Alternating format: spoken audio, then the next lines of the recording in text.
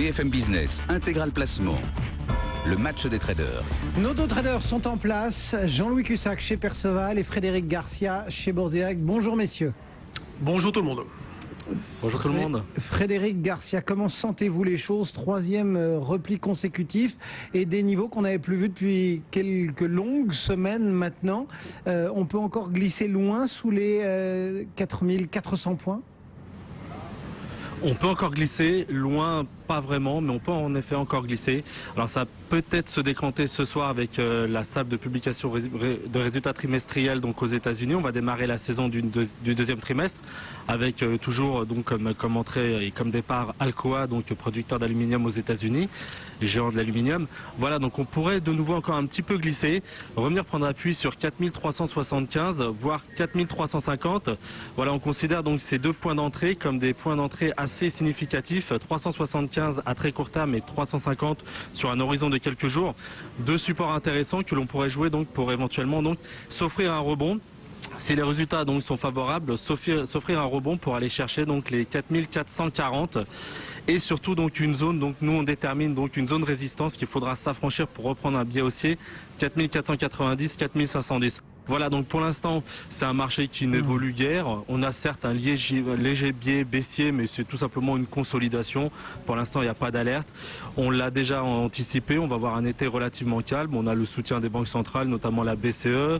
On a un euro-dollar qui tend à se replier un tout petit peu. Donc tout ça, ce sont des éléments favorables qui plaident donc pour une consolidation plus ou moins latérale, voire un léger biais baissier, mais pas d'alerte tant qu'on reste au-dessus de 4350. Donc bon point d'appui et éventuellement on repartira à la hausse si on passe au-dessus de 4510, mais pour l'instant on est loin de ces deux points. Voilà la stratégie signée Frédéric Garcia du côté de Bourse Direct. Jean-Louis Cussac, comment est-ce que vous sentez les choses sur cette séance au plus bas depuis 2 mois pour le moment pour l'indice CAC 40?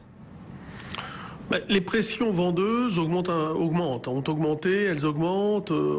Le contexte, bon, il est à peu près identique, sauf que j'ai lu quand même pas mal de comptes rendus, on va dire, d'économistes divers et variés. Il y a eu notamment Aix-en-Provence le cercle des économistes qui s'est réuni.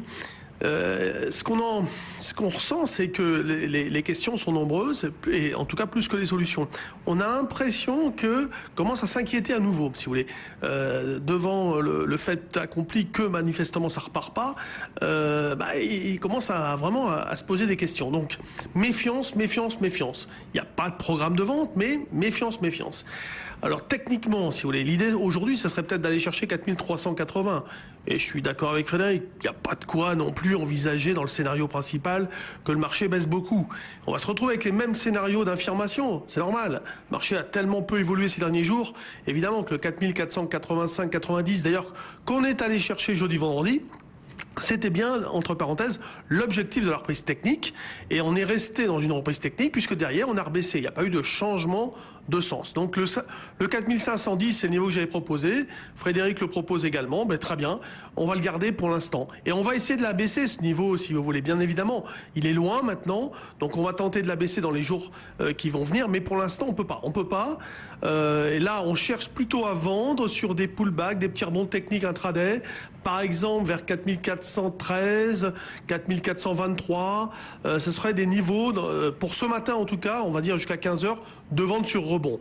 Donc l'idée principale d'aller chercher 4380, voilà, c'est pas évident qu'on y aille, mais en gros c'est l'écart qu'on pourrait tenter au mieux, a priori, pour cette journée qui démarre en baisse, mais pas avec de fortes pressions vendeuses, pas avec de gros programmes de vente. Voilà pour l'indice. Un petit coup d'œil aussi sur les devises. Il nous reste 1 minute 20. Il va falloir être rapide, messieurs, pour jeter un œil sur la parité euro-dollar et toujours ce seuil d'1,36. Comment est-ce que vous le sentez, Frédéric Garcia? On peut acheter de nouveau la parité, donc pour aller chercher éventuellement un 36,20 voire un 37. Au-dessus de 1,37, on repasse positif. Entre 1,35,80 donc support. Et si on repasse en dessous de 1,35, alors là attention, on aurait de nouveau une attaque sur l'euro. Ce serait bénéficiaire pour les exportatrices européennes. Donc voilà, surveiller de très très près 1,35 comme support et 1,37 comme résistance. On est pile au milieu en ce moment, 1,35,96. Jean-Louis, vous partagez ce sentiment? Non, la divergence. Moi, je suis plutôt vendeur.